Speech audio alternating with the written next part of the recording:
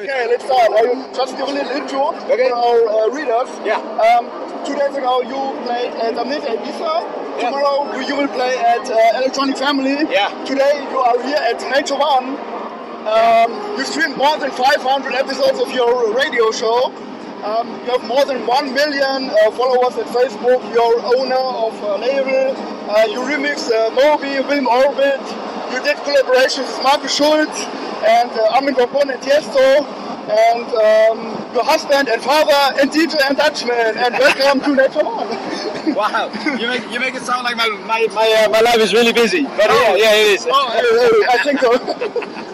Thanks. Look at that. That's amazing. I think so too. You're kind of a resident DJ here at Nature One. Yeah. You played several times here.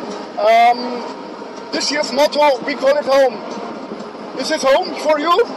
Yeah, it is home for me in a way because, yeah, like I said, I played here so many times already.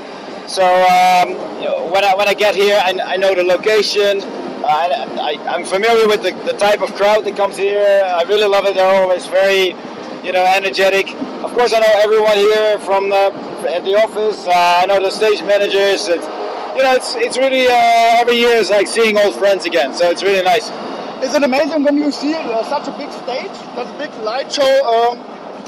Yeah, I think we're in an age right now in terms of festivals where either you go really with like a lot of decoration, or you try to make a difference with having an amazing light show and lasers and everything. But a festival cannot just put music on alone anymore with a few lights. It's all about how it looks as well. And I really love what they've done this year. It looks like a massive glowing cage. It's amazing. Yeah. Let's talk about your latest release. It's your first album called Blueprint. Right.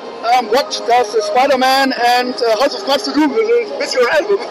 Yeah, well, I've done quite a few albums in the past, which were just music, and I felt like, okay, what were those albums? Those albums were just a collection of songs, and you put it together and you call that an album. And I really felt like this was I felt the need to come up with an album that was more than just the music, more like an experience. So what I did is I teamed up with a script writer, and we came up with this love sci-fi story that was like the basis for the album. So based on the story, I created the music around each chapter, whether it's like an instrumental with the right emotion for that chapter, or like a vocal track where the vocals are telling part of the story. So I really wanted to almost like create a movie and a sound score without the motion picture. You create it in your head. Ah, okay. Yeah. And it's not a typical club album, it's a concept album. Yeah. Can you explain the idea behind? Well, it's kind of what I just said. Like it's the experience rather than just listening. Instead of just using the ears and the heart, basically with music, I also wanted people to just get it sucked into the whole thing with their mind, with their imagination. Having the story done with David Miller, who's also for House of Cards, and a co-writer next to you. Yeah. He's a great guy. There was like a good interaction together to write the story first, and then working together with some amazing songwriters. Helien doing quite a few songs. Eric Lemire, he's done a couple of great songs in the past as well. It was a nice collaboration. And having Campbell Scott doing the narration, who's now in the new series of House of Cards, which was sort of like coincidence. Okay. It's almost like dance music combined with Hollywood, right now. Yeah. So and the Amazing Spider-Man actor is the narrator. Yeah. But you are narrating too? Well, in order, what I was on the phone with Campbell Scott just to talk about what this project was about, and he said like, you know what, it would be really good if you give me like an example of how you want the narration, right? Because obviously when I made the album, I know exactly in my mind, I know where he should say it a certain way, and right after that the musical drop comes in, you know, to get that explosion. So yeah, it was interesting. It's I was recording my own voice, you know, reading out the story, trying to be the narrator for him. Okay. And I was like, wow, this is is what it must be like to be a voice actor. You know, you gotta like act the whole story and then say it out. So yeah, he kind of used that example that I made as like a guide for how he said it. Okay. So, my favorite tracks on this album are the drums "Weapon" is a weapon. Yeah. And the vocal "Waiting" by unknown Niels Geuzenboek. Waiting, Niels Geuzenboek. Yeah, it's a Dutchman. He's a Dutch artist. He's got an amazing voice. And, you know, and it was a real pleasure working with him. It was just really laid back. You know, he brought his guitar to my studio. We were sitting out, jamming out some stuff and whatever. And then Waiting came out of that. It was just great. Sensational. Yeah. Do you have a favorite track at the album, or? It's really hard to pick a favorite, you know, because every chapter I spent a lot of time on, and every track with every chapter, I put the same amount of passion in. Sometimes the chapters were like more on a sad sort of side, and the other ones were on a more hopeful side.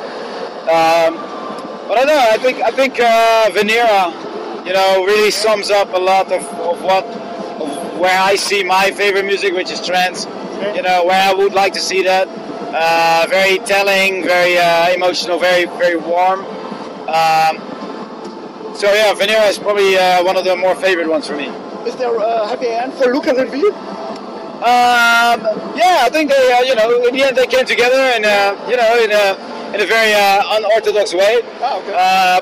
But it's what I love about it is that it keeps the whole question going at the very end. You know, did we as humanity meet our creators really? You know, who created V as well? So yeah, I think the story has a bit of a deeper meaning to it.